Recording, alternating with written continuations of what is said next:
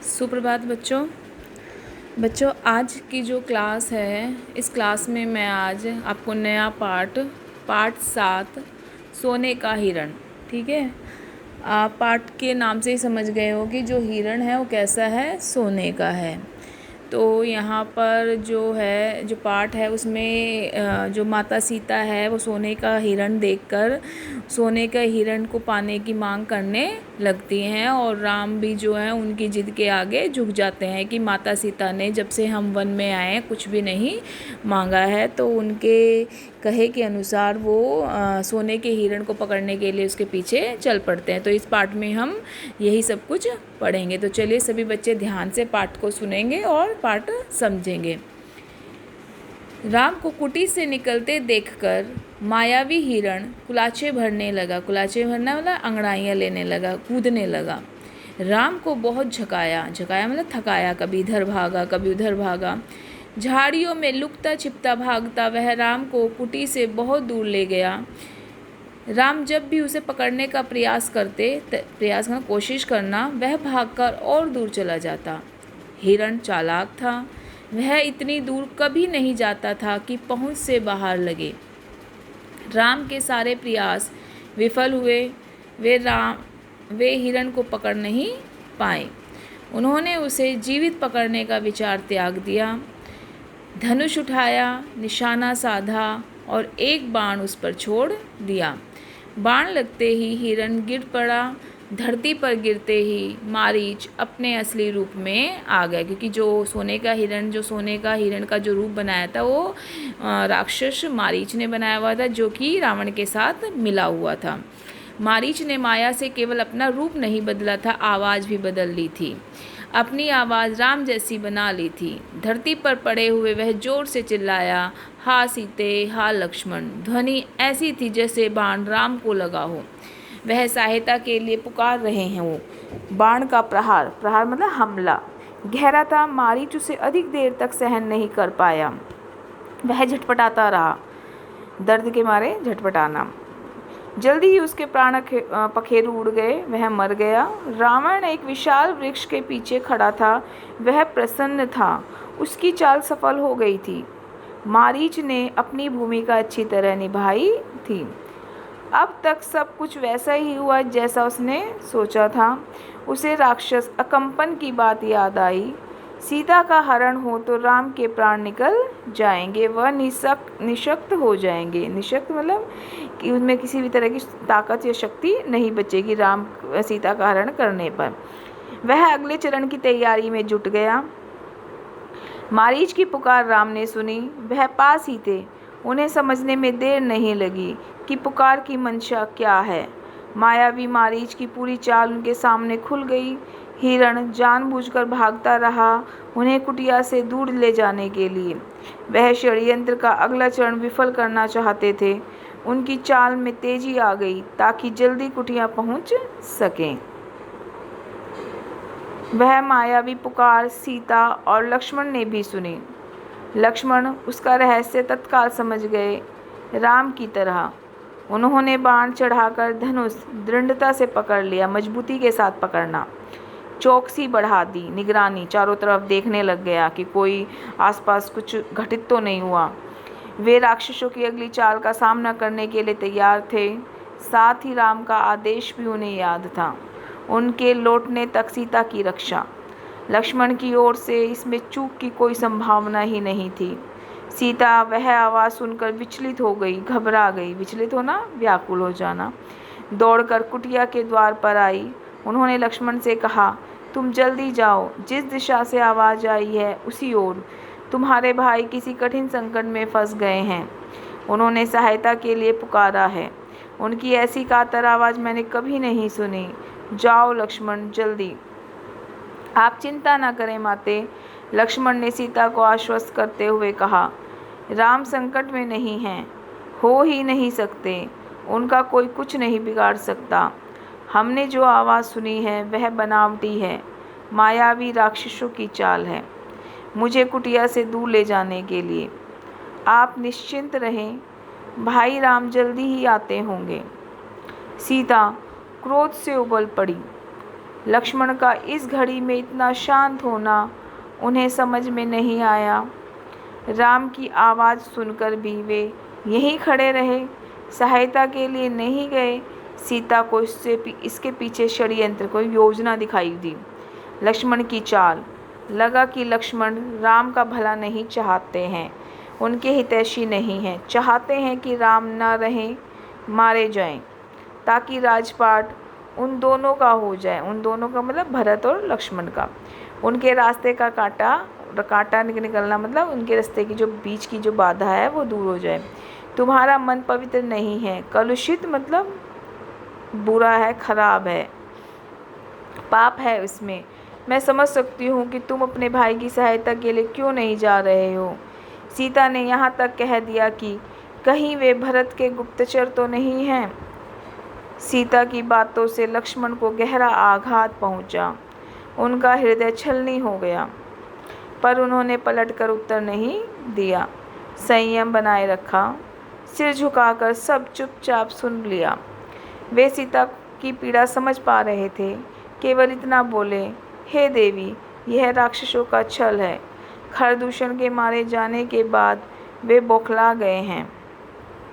बौखलाना मतलब गुस्से में लाल हो रहे हैं, किसी तरह हमसे बदला लेना चाहते हैं। आप उनकी चाल में ना आए, वे कुछ भी कर सकते हैं। मुझ पर विश्वास करें, राम को कुछ नहीं होगा। सीता का क्रोध और बढ़ गया। क्रोध में आंखों से आंसू बहने लगे। यह भी लग रहा था कि कहीं लक्ष्मण की बात सही ना हो। यह डर था कि राम से बिछो ना रहो, बिछो मतलब उनसे अलग ना होना पड़े, दूरी ना हो जाए कि राम को कुछ हो ना जाए। उन्होंने कहा, राम से बिछुड़कर मैं नहीं रह सकती, मैं जान दे दूंगी। हे लक्ष्मण, तुम उन्हें लेकर आओ। लक्ष्मण राम के लिए राम की आज्ञा का उल्लंघन कर रहे थे। उन्होंने सीता को प्रणाम किया और राम की खोज में निकल पड़े। लक्ष्मण के जाते ही रावण आ पहुंचा, तपस्वियों जैसा जटाजूट, वैसे ही वस्त्र। सीता ने साधु समझकर उसका स्वागत किया। रावण ने सीता के स्वरूप, संस्कार और साहस की प्रशंसा की। उसने सीता का परिचय प्राप्त करने के बाद कहा, सुमुखी, सुमुखी होता सुंदर मुख वाली, सुमुखी मैं रावण हूँ, राक्षसों का राजा, लंकाधिपति। मेरा नाम लेने पर लोग थरथरा उठते हैं, लेकिन तुम सुंदरी हो, सबसे अलग हो। तुम्हारे लिए मैं स्वयं चलकर आया हूँ, मेरे साथ चलो, सोने की लंका में रहो, मेरी रानी बनकर। सीता क्रोधित हो उठी, कहा, मैं प्राण त्याग दूंगी, लेकिन तुम्हारे साथ नहीं जाऊंगी। मैं राम की पत्नी हूँ, वे महाबलशाली हैं, महाबलशाली मतलब काफ़ी ताकतवर हैं, तुम्हें उनकी शक्ति का अनुमान नहीं है। तुम चले जाओ, नहीं तो तुम्हारा सर्वनाश हो जाएगा। रावण ने सीता की बात अनसुनी कर दी, खींचकर उन्हें रथ में बैठा लिया। सीता कोशिश करती रही, पर रावण के चंगुल से मुक्त नहीं हो सकी। उनकी चंगुल मतलब उनकी गिरफ्त से, रावण की। स्वयं को असहाय पाकर वे विलाप करने लगी, रोने लगी, चिल्लाने लगी, हा राम, हा लक्ष्मण, पुकारती रही। रावण का रथ लंका की ओर उड़ चला। मार्ग में वे पशुओं, पक्षियों, पर्वतों, नदियों से कहती जा रही थी कि कोई उनके राम को बता दे, रावण ने उनका हरण कर लिया है। गिद्धराज जटायु ने सीता का विलाप सुना।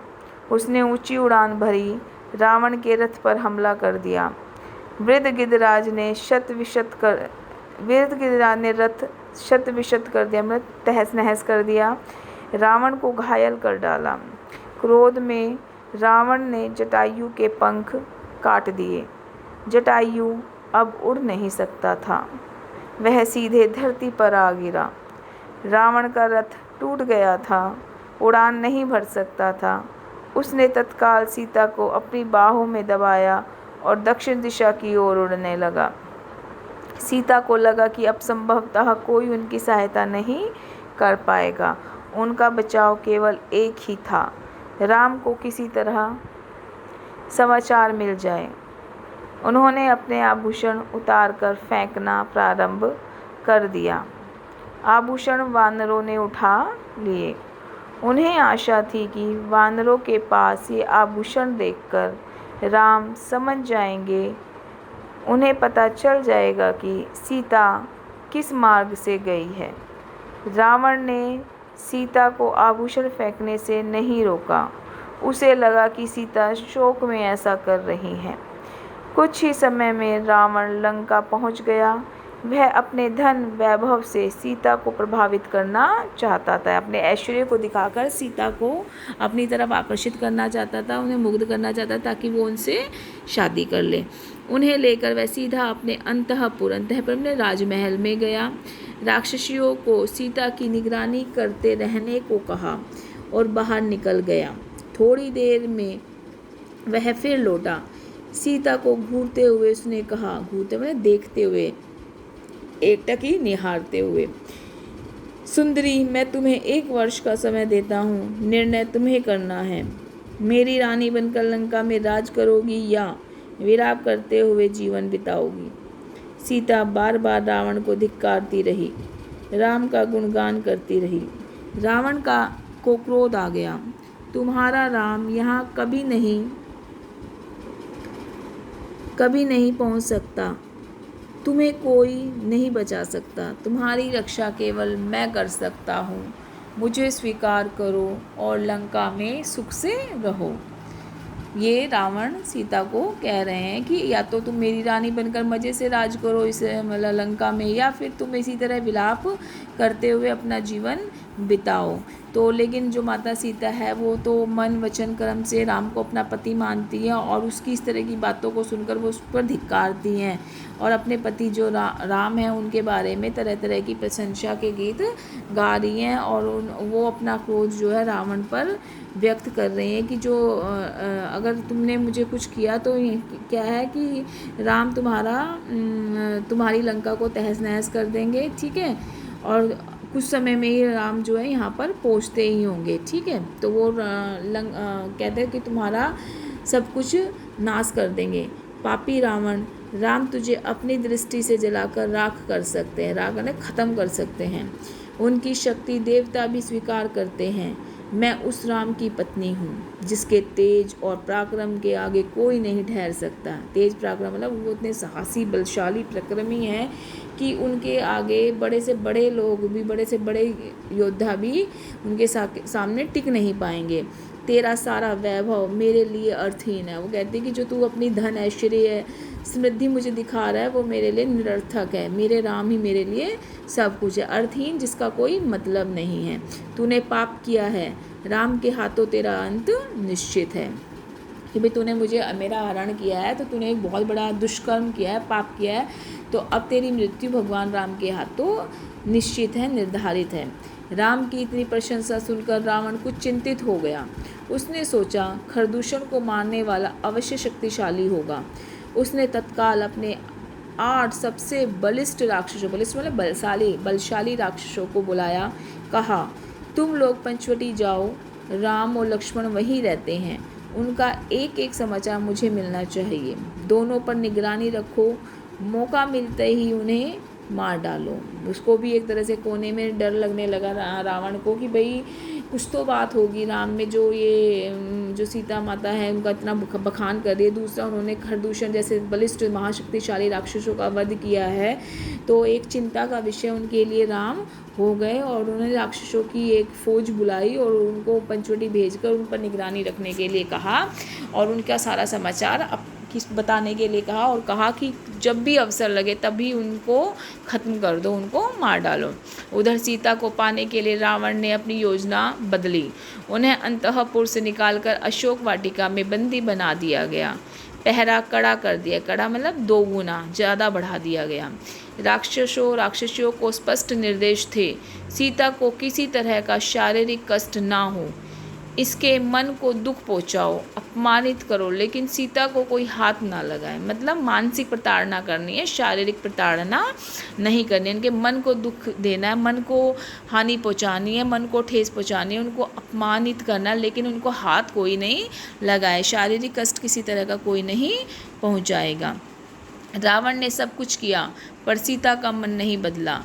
वे बार बार राम का नाम लेती थी। शेरों के बीच हिरणी की तरह बैठी रहती थी, मतलब इस तरह थी कि शेर के बीच में छोड़कर, एक शेर मीन्स कि वहाँ पर तरह तरह की राक्षसियाँ थी, भयानक राक्षसियाँ थी, उनके बीच में शांत भाव से वो हिरणी की भांति बैठी रहती थी। डरी सहमी रो रो कर दिन काट रही थी। सोने के हिरण ने उन्हें सोने की लंका में पहुंचा दिया था। यहाँ से उन्हें राम ही बचा सकते थे। कि सोने के हिरण का मतलब, अगर ना सोने के हिरण की वो मांग करती, ना राम पीछे जाते, ना लक्ष्मण को वो फिर मजबूर करती कि राम की रक्षा करने के लिए तुम पीछे जाओ। ठीक है, तो कहीं ना कहीं वो इसके लिए माता सीता खुद जिम्मेदार थी कि एक सोने की हिरण की उनकी ख्वाहिश ने उनको लंका में, सोने की लंका में पहुंचा दे। तो बेटा ये हमारा जो पाठ है सोने का हिरण, ये समाप्त हुआ।